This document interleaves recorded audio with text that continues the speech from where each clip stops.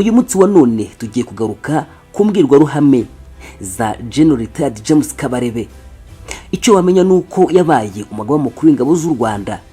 Uyu General Retired James Kabarebe yabaye umugaba mukuru w'ingabo z'u Rwanda, abo mujyanama wa perezida mu birebana n'umutekano, ndetse ubu n'umunyamabanga wa leta ushinzwe ubutwererane bw'akarere muri Minisiteri y'Ububanyi n'Amahanga n'Ubutwererane. General Kabarebe yamenyekanye cyane ubwo ari umugaba mukuru w'ingabo z'u Rwanda. Umwanya yabayeho imyaka 8, ni ukuvuga kuva 2002 kugera muri 2010. Ibintu byanatumye agira umwihariko wo kuba ari we wa mbere watinze kuri uyu mwanya.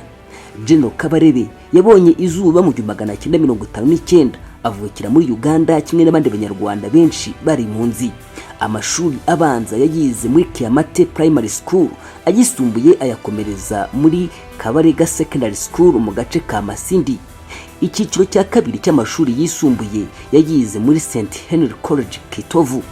Amasomo ye yakomereje muri kaminuza ya Makerere, aho yakuye impamyabumenyi mu bijyanye n'ubukungu na politike.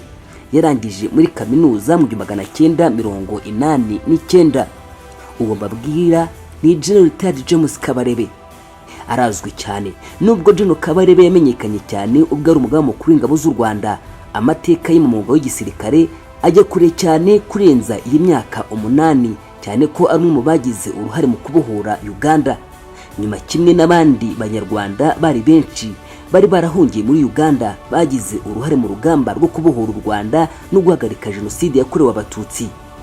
Mbere yo kuba umugaba mukuru w'ingabo z'u Rwanda, izina Kabarebe ryumvikanye mu bakurikiranaga amakuru y'intambara ya Kongo ya mbere n'iya kabiri, cyane ko uyu mugabo ari we wari uyoboye ingabo z'u Rwanda zoherejwe muri kiriya gihugu gucyura impunzi z'abanyarwanda bari muri Zaire no kurwanya interahamwe n'ingabo zahoze ari za FARC zacuraga imigambi mibisha yo kongera gutera u Rwanda. Aha kandi ni naho Kabarebe yaje kwandikira amateka yo kuba umugaba mukuru w'ingabo w'ibihugu bibiri. Yabaye umugaba mukuru w'ingabo za leta ya Kongo Kinshasa, icyitwa Zaire, nyuma yo guhirima ku butegetsi bwa Mobutu, asimburwa na Laurent Désiré Kabila. Nyuma y'intambara ya mbere n'iya kabiri za Kongo muri 2002, General Kabarebe yagizwe umugaba mukuru w'ingabo z'u Rwanda kugeza 2010 ubwo yagirwaga minisitiri w'ingabo. Umwanya yabayeho kugeza 2018 ubwo yagirwaga umujyanama wa perezida wa Repubulika mu by'umutekano. Ubwo yashyirwaga mu kiruhuko cy'izabukuru mu ngabo z'u Rwanda, General Retired James Kabarebe yijeje ko nubwo ari mu basirikare bakuru bagishyizwemo, ariko igihugu kizakomeza kugira umutekano. Ati ntabwo bivuze ko umuntu aretse igisirikare wakivamo, ariko cyo ntabwo kikuvamo. N'abasezeye uyu munsi, igisirikare ntikizigera kibavamo.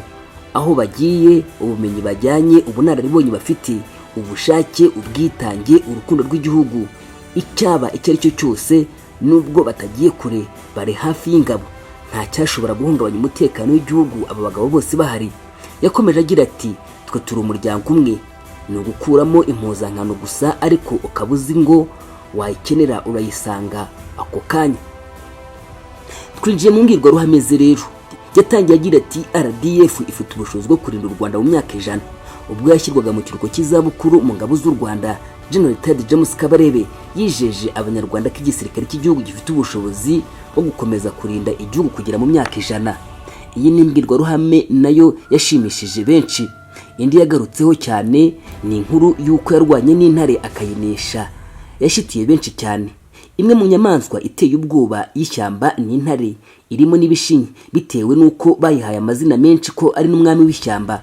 Muri Gashyantare 2023 ubwo General Retired Kabarebe yasobanuriraga urubyiruko imvano y'inkuru yo kurwana n'intare, yavuze ko n'ubundi bitaguye kuyirwanya kuko nubwo ifatwa nk'umwami w'ishyamba. Ati buriya mu nyamaswa zose zibaho, intare niyo yoroshye kurwana nayo. Kurwana n'intare bigusaba gushirika ubwoba, nta kindi. Yugize ubwoba nubwo waba umeze gute irakwica, ariko ushiritse ubwoba intare ntacyo yagutwara. Ufite inkoni ntacyo yagutwara.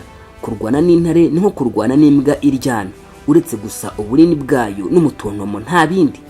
Aho twageze ngo twicare, tukimara kwicara twari dufite inka. Intare iratera, irabanza irivuga, tuti iraje. Twari twicaye umurari mwinshi cyane. Intare iratera, mu kanya gato twumva ifashe inka ikubisa hasi. Ubwo twari turi abasore bato, ninjye wari mukuru, abandi barafite imyaka 15 gutyo.